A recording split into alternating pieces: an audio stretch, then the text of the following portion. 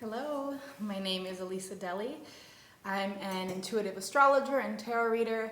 I'm also an evolutionary astrologer, and I'm here to speak to you about the new moon in Taurus that we have coming up on May 7th/8th, depending on where you are on the planet, and kind of the energies that are going to be happening, and also for the rest of May. So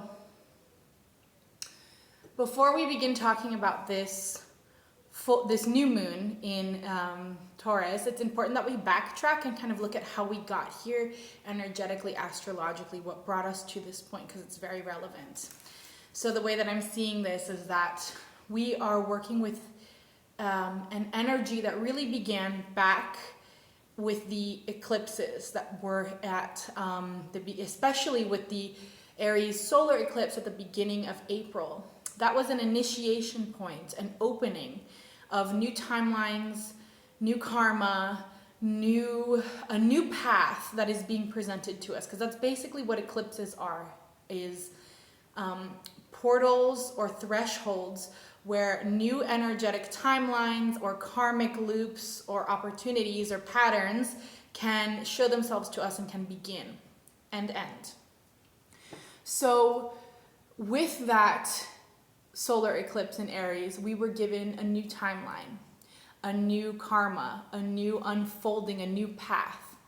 And that new path was accentuated by the Uranus-Jupiter conjunction on April 21st. That was given more strength, that was given more support, and that was really speaking to me about the actual physical planet, the Earth, being very much involved in this new timeline that we're stepping into, and the approval basically of the planet on this new timeline that we're in. And so that happened up until that point. And then the next thing that came was the full moon in Scorpio, which was just a couple weeks ago. I cannot remember the date, please forgive me.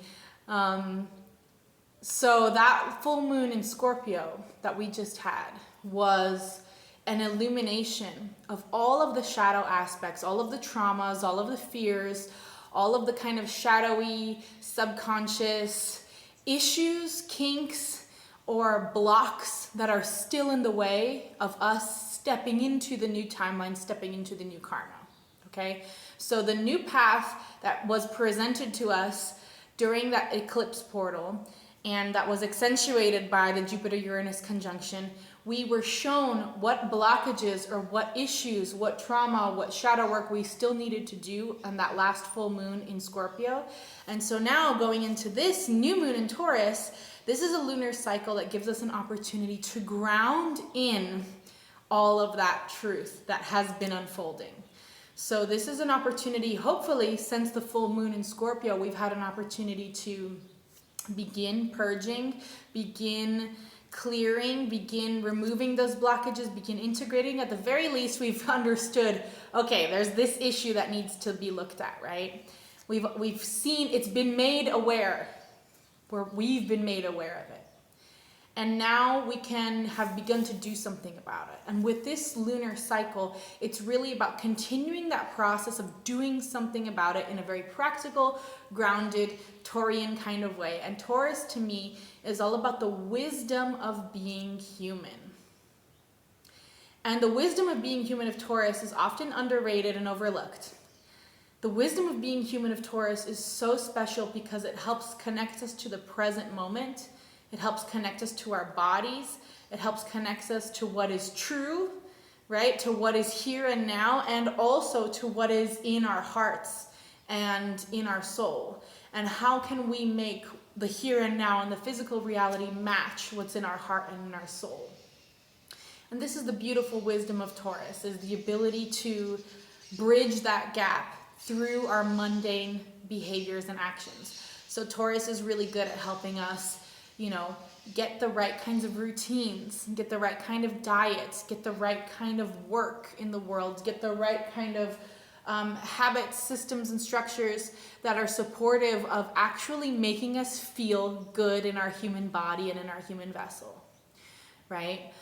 Taurus can really get a kind of superficial look in pop astrology, where it's just like about, you know, nice things and being lazy and eating food and all this stuff.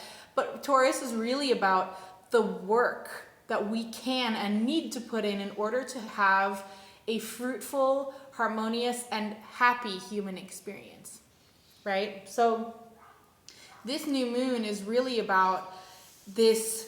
It's a lunar cycle. It's a whole lunar cycle that's really about this human wisdom and the ability that the opportunity that we are being given with the Taurian energy to implement all of this new wisdom that's come in to help us get on the new karmic timeline, on the new path that presented itself to us during the eclipse portal, and to help us also continue releasing and purging and integrating any lessons and truths that came to us during that Scorpio full moon.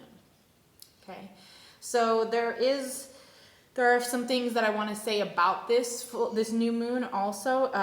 We've got Jupiter, Uranus, Sun, Moon, and Venus all in Taurus, so that's kind of a intense part of your chart that's got a lot of energy in it right now. So look to the Taurus part of your chart.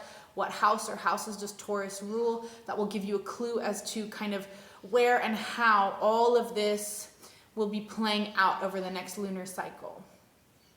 We've also got the Sun and Moon at 17 degrees of Taurus, so check all your other fixed placements. If you have anything in or at or around 17 degrees of the fixed signs, then you will be feeling this especially more. We've got Chiron and Mercury conjunct at 21 degrees of Aries, which to me is speaking even deeper about this process of understanding and integrating those shadow aspects, those emotional, energetic blocks that are still trying to keep us from stepping onto the higher new karmic timeline that has presented itself during the eclipse, okay? Because this is something that's going to be playing out over the next couple years. The eclipse energy that opened during that solar eclipse is going to be playing out into 2025, almost all the way to 2026. So this is going to be something that's going to be really solidifying for the rest of the year and into 2025, well into 2025. So this is really something that we're going to be working with for over a year, almost 2 years, this new karmic timeline. We've also got Pluto freshly retrograde at 2 degrees of Aquarius. We've got Neptune at the anaretic degree of Pisces. This feels like a very grounding, but also very like opportunity kind of, lots of opportunities during this lunar cycle for us to make some changes, okay? I've got some other dates for the rest of the month that I'm gonna just list very quickly.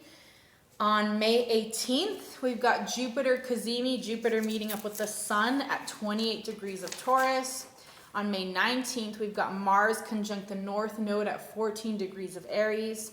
On May 23rd, we have the full moon, and also on the same day of the full moon, we have Venus conjunct Jupiter at 29 degrees of Taurus. This is a super powerful day. This day, May 23rd, is perhaps one of the best days for manifesting, for calling in a new life, for helping us really anchor in this new reality that we are stepping into. On this same day, May 23rd, Venus enters Gemini, and we've also got that Jupiter Venus conjunction is sextiling Neptune on that same day. So that's like a very powerful day. May 25th, we have Jupiter entering Gemini. May 29th, Mars conjunct Chiron at 22 degrees of Aries. Okay, so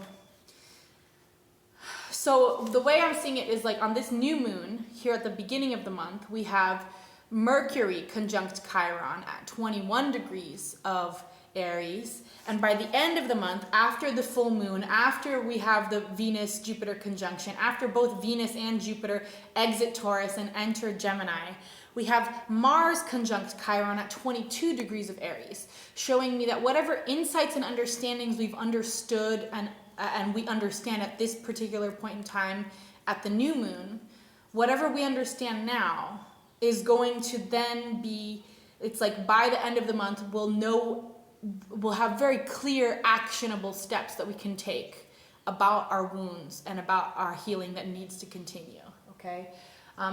So it's not that we won't know what to do now, we will, but by the end of the month, there will be an even clearer, even more crystal clear awareness about what needs to happen in that Aries part of our lives and how we can embody that energy of the warrior, the leader, the maverick in a more holistic way. Ooh, that was a lot just now. Thank you. Thank you for being with me through that little intro. So now I want to just kind of pull some cards and see what it is that the cards have to say, what it is that the guides have to say, the universe has to say for us at this time. So let's see. Let's see what the general energy is for us for this lunar cycle. What's the general energy available to us, please?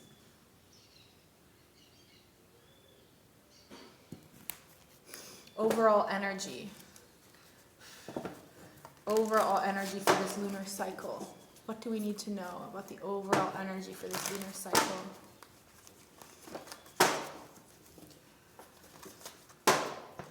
What is the overall energy for this lunar cycle?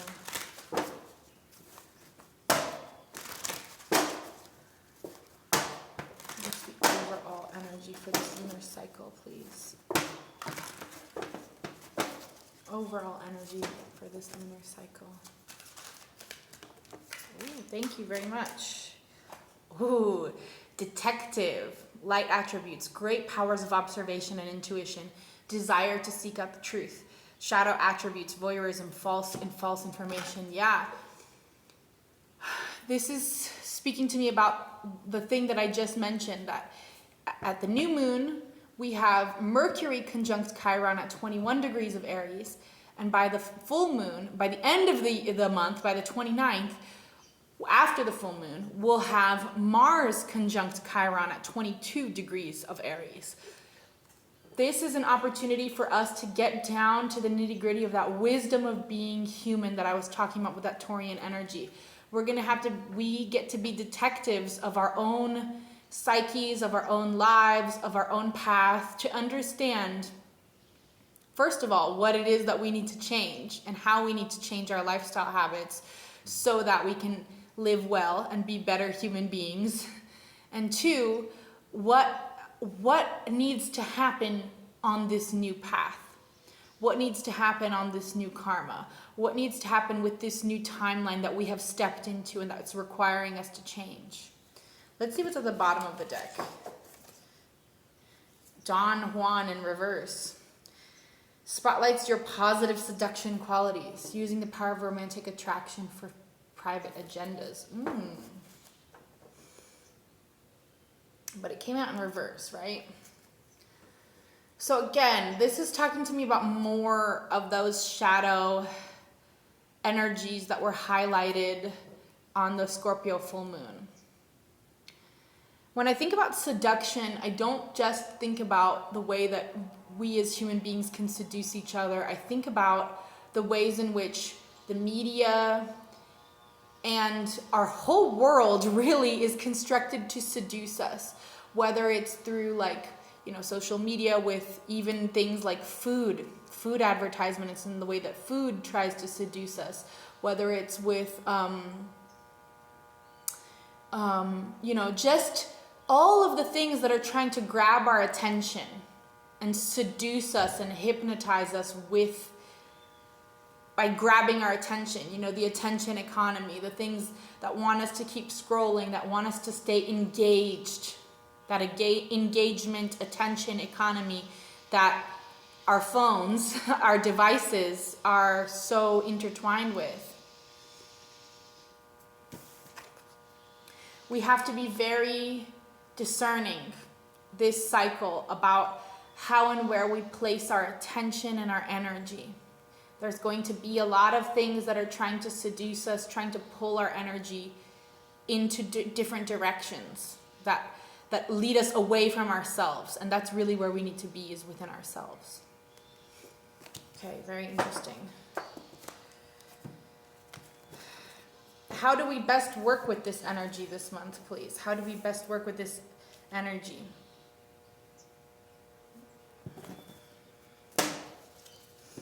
How do we best work with this energy, please? How do we best work with this energy?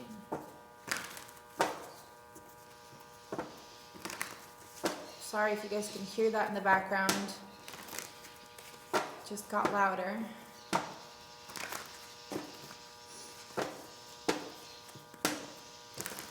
How do we best work with this detective energy, this lunar cycle? How do we best work with this energy? What's the advice from Source, the creator of all that ever was or will be across all space and time? Creator, how do we best work with this energy that you're giving to us with this lunar cycle? How do we best work with this energy, please?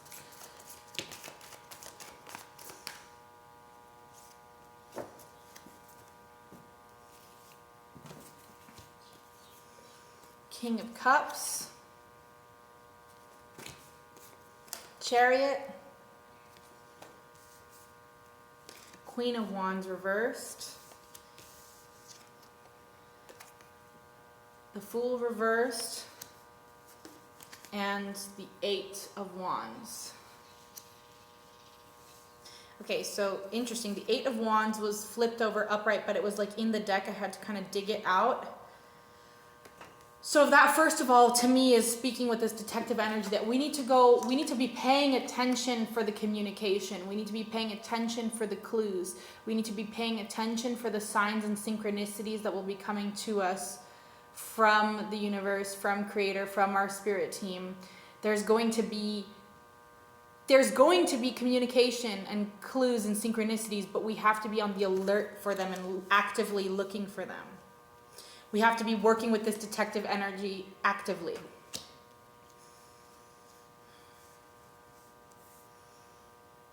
And with the King of Cups and the Chariot, Scorpio and Cancer. So using emotional discernment, emotional maturity, emotional wisdom. Knowing what is real or not within our own emotional realms. Knowing which emotions are ours and which are not ours. Knowing what's triggering us versus what is actually an authentic emotion. Does that make sense? Like, if it's a triggered emotion, there's something underneath the trigger. There's something, if your anger has been triggered by something externally, that trigger has information, has knowledge, has a clue for you that you need to understand something about it. But if it's a genuine emotion that's not triggered by anything, then there is nothing you need to dig for.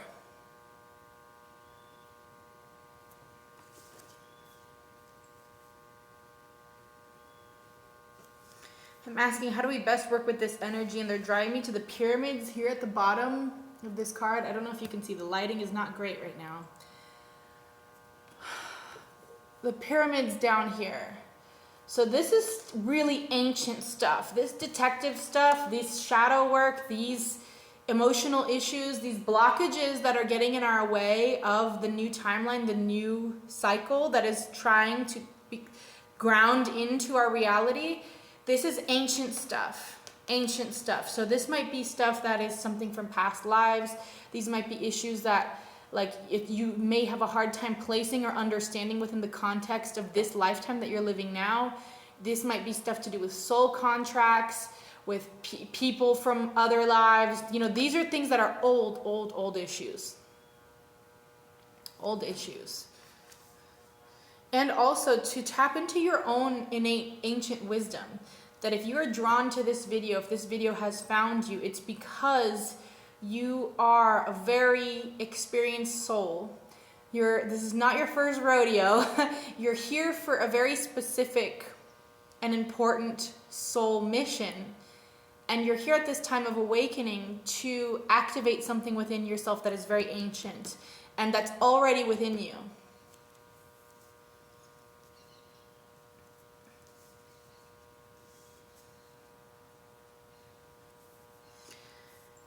With the Queen of Wands reversed, I'm getting the similar kind of interesting message about the Duan Huan and the seduction energy. Be careful with your sensuality. Be careful with your sexual energy.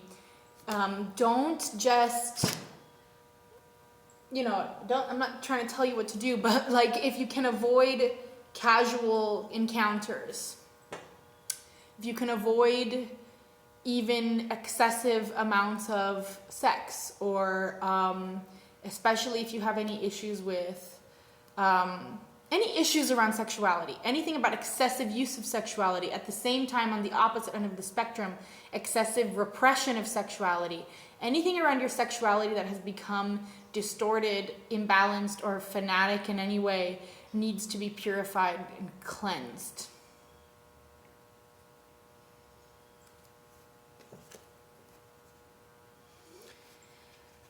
Queen of Wands, I just heard fear of shadow work and also like excessive crown energy.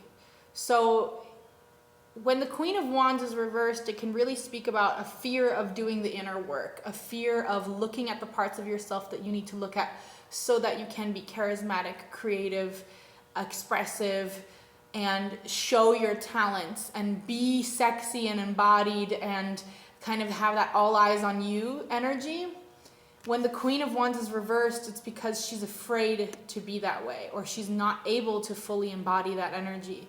And I heard excessive crown energy, excessive energy in the mind, and not enough in the physical body, right? So there, we're going back again to that wisdom of being human that this lunar cycle is about. Grounding back into your body, grounding back into your physical reality and surroundings. How do you live well within your environment? How do you co-create a human experience that is pleasurable, that makes you actually feel good?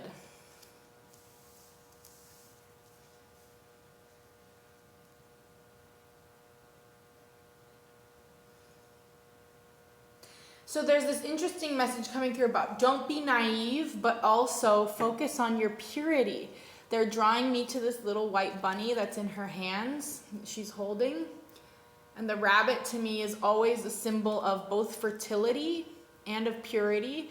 But the white rabbit especially, it's about like fertility and purity. It's also a symbol that I very much connect to Christ consciousness and activating the Christ within, that's within everybody, that we all have access to at any time.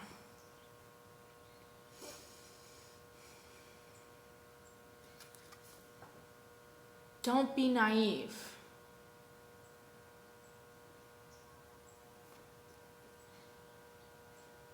Interesting. I'm noticing something that I've never noticed before. On this moon, there's like a face on this moon. And the moon can represent confusion or illusions.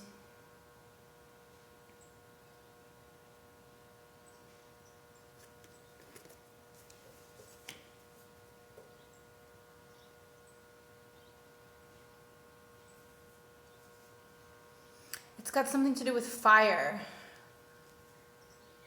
Again, is that sexual energy? Can I get more information about this? Don't be naive. More information about what does that mean? Clarify that, please. Ace of Wands reversed. Yeah, this is about sexual energy, you guys. How do I get into this? So our sexual energy is the most powerful energy that we have. By definition, every single one of us was created by sex magic. Sex is magic, and our sexual organs hold with the DNA and material that's in those organs, hold all of the multidimensional information, power, and strength to bring in a whole human being onto this earth, to transcend the bridge from the spiritual realms to the physical realm.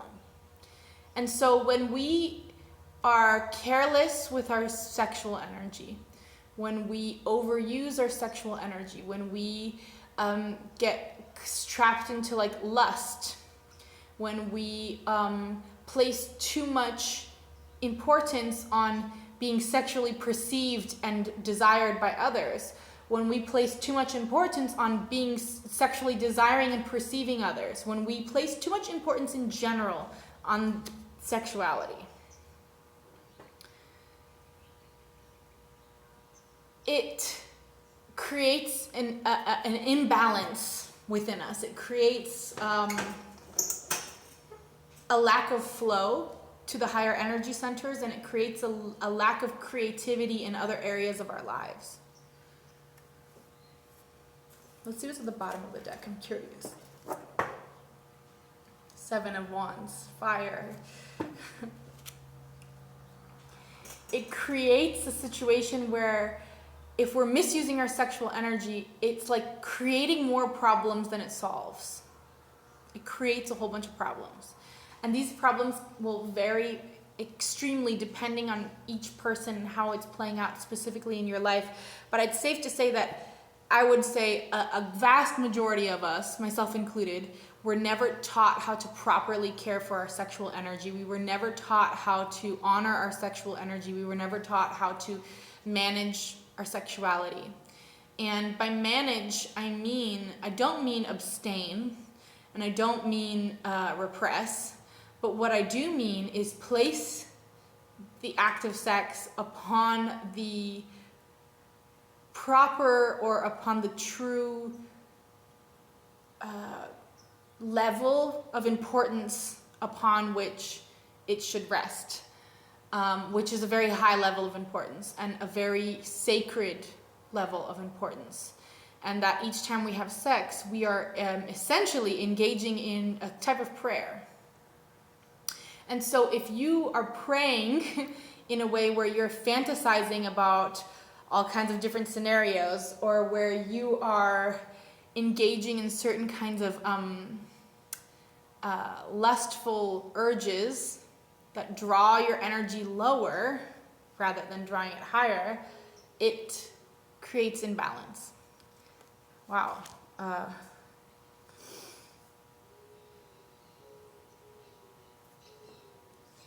And it'll, especially if you're a man watching this, and you are masturbating a lot, and you are spilling your life force energy out a lot, you have a limited amount of that life force energy within you. You have a limited store of that creation life force in you. And the more you spill it out, the more you give away your fire, the more you give away your sacred spark, the more you give away that DNA, multidimensional material that is literally the most powerful thing you have. So make sure that you're giving it away. Make sure when you're expelling it that it's in such a way that you're not giving it to distorted forces that are feeding on it, or trying to get you addicted to that process and drawing it out of you. But for women too, it's the same thing. We each have a limited amount of this fire, and we shouldn't just be giving it away thoughtlessly.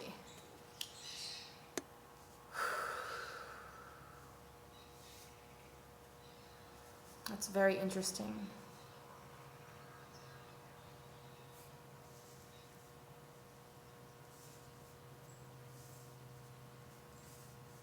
If you've been having any issues getting going on creative projects, or manifesting, or drawing in something, or the life that you want, or aligning yourself to passion, excitement, enthusiasm, joy, happiness, these are all symptoms of mismanaged sexual energy. If you've been feeling depressed, or lacking, sad, stuck, uninspired, unexcited, these are all symptoms of mismanaged sexual energy. So, all right, what will help us manage it? What will help us manage this energy? Since it seems to be such a strong message coming through, what will help us manage this energy, please?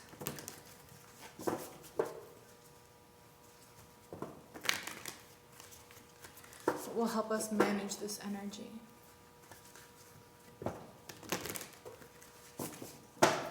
What will help us manage this energy, please?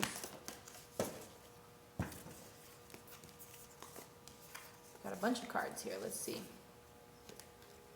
The heart. Yes. The poet.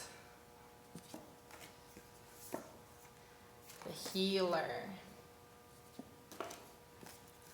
And the crone. Ooh, ooh, ooh. So with the heart and the healer, the way these came out one above the other, you may want to go to a healer to do some heart chakra clearing. You may want to tap into your own inner healer and work on clearing that heart space. The heart is the seat of our soul, and the heart is precisely where you should be trying to draw up that sexual energy, to draw up into your heart, to activate that heart space. Because it's from the heart that we are able to truly manifest, that we are truly able to align with our inner being, and we are able to be in balance with both the earth and the cosmos. It's from the heart. So heart healing, looking at your heart space, removing any blockages from your heart, seeing if there's any parts of your heart that are still broken, or if you have like a wall around your heart that you're trying to protect yourself from getting hurt again. All of these things can be causing you to this will help to work with this sexual energy. This is what will help. And with the poet and the crone, it's tapping into, again, that ancient part of you with the crone, just like with what was coming up with the pyramids. I'm feeling that this sexual energy, this misuse of sexual energy, this is like a collective wound that we collectively as a society and as human beings, we've been living with our sexual energy in such an unconscious and disassociated way for so many generations. It's been so many generations of patriarchal, extractive, capitalist, colonial violence that has been happening against the peoples of the earth, against women, against the planet. It's been intense. It's been really rough the last couple thousand years, right? And so this is like a collective wound. This is not anything that's just down to one person's experience. This is a collective wound we are all dealing with and need to integrate and work with. So tap into your inner wisdom. Allow things to die. Express yourself. Both the poet and the crone, these are two archetypes that are not afraid of death. They're not afraid of pain. They're not afraid of like the most dark, undesirable, and difficult aspects of humanity. They both know how to work with them. The poet knows how to highlight those deep, low points and turn them into something beautiful. And the crone knows how to allow them to die. She knows how to let them go so that they can be transmuted, so that they can turn into fertilizer for fresh soil, for something new to be reborn. So there's a strong message about not being afraid to go into the darkness. Not being afraid to go into the darkness.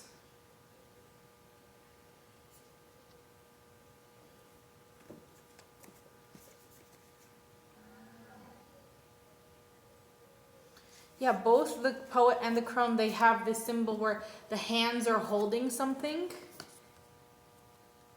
It's like you have to hold it in your hands. You have to hold it and look at it and sit with it and be okay with it.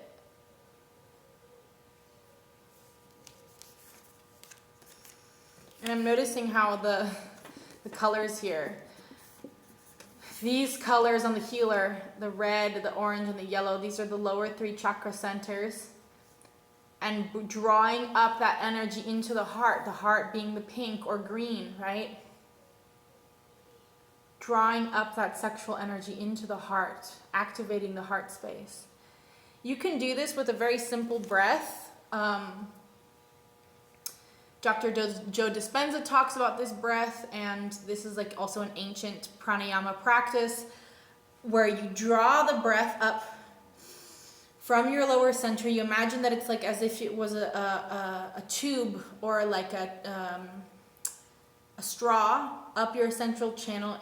You take a deep breath from your belly, And draw it up and all the way up to the top of your head, and suck all that energy up and tighten your perineum, tighten your butt, to clench that lower part of you and draw it up and inwards. Dr. Joe teaches it to go all the way up to the top of your head, and that's how he begins all of his guided meditations. But the way that I want to say that's coming through here to do is to draw it up into your heart. Don't worry about going all the way to the top of your head. Just draw it up into your heart.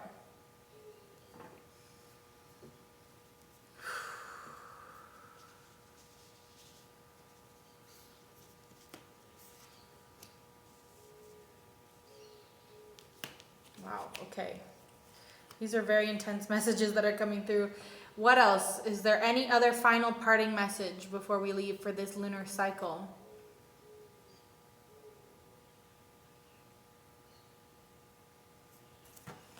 Final message. Final message for this lunar cycle before we head out. Final message. What's the final message for this lunar cycle, for this collective that was drawn into this reading, please? What's the final message, please? Thank you. The deserts. Oh, man. This is a tough card. The desert is a tough place to be, right? The desert is beautiful, but extreme. It's harsh. There's nowhere to hide. There's nowhere to run. There's very little resources. If you don't know your way and which direction you're going, it's very easy to get lost. But this is a card that speaks to me about this kind of, that the harsh landscape is almost over, that the hard part is almost over, that the relief is just around the corner, that the water, the stream is just up ahead, right? It's just beyond the horizon. It's just beyond the point of where you can see to. You just have to have faith and kind of keep putting one foot in front of the other and keep walking and keep going, because once you get past this horizon point, you'll see the river, right? You'll see the village. You'll find the sanctuary that will help you. So this lunar cycle may feel harsh and difficult at times, but the water is just around the corner. Let's see what's at the bottom of the deck. The cave. Ooh, that's juicy, man. So both the cave and the desert, it's about this inner exploration, right? The desert talking about that determination that you need to have and the faith to just keep going, because relief will come and you will find water. You will get out of this intense landscape soon. And the cave being about the dark places within, that the poets and the crone, that neither of them are afraid to hold and to go into. The cave being the part of you that you don't really understand, that is a mystery, that's both where your soul is, but also where your shadow is. It's where the whole of you is, where the whole complex, multidimensional mess of you resides. It's in the cave, it's within.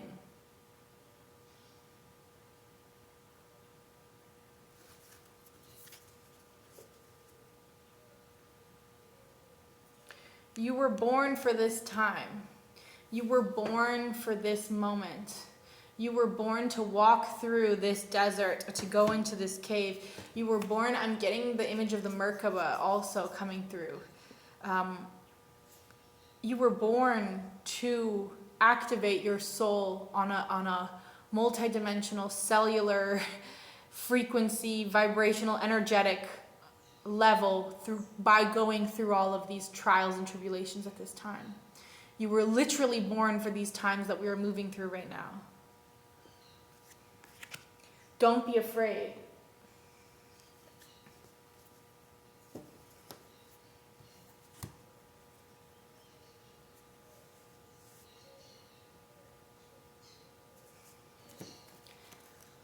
I'm going to get one more.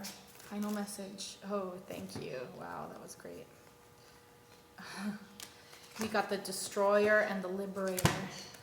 Yeah, you're literally born for these times. You're literally born for these times to transmute these dark energies and free yourself and liberate yourself. What's on the other side of this is deep, deep, deep healing and transformation and an awakening like you've never had before, like I've never had before, like we've never had before. This is the next level.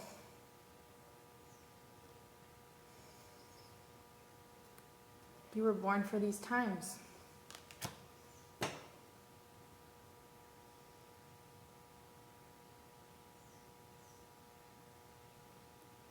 Liberator, light attributes, freeing yourself and others from outmoded beliefs, releasing negative thought patterns. Yeah.